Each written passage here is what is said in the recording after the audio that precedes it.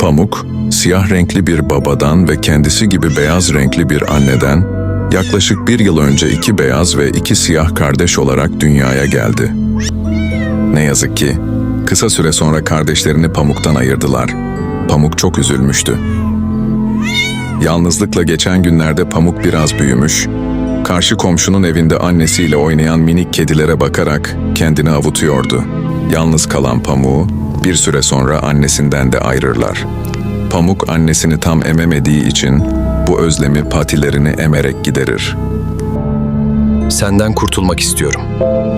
Bu sözler Pamuk'u çok üzer. Yeni sahibi Pamuk'u pek sevmemektedir. Ondan kurtulmak istemektedir. Pamuk bu duruma çok üzülür. Koltuğun altına gizlenir ve günlerce ağlar.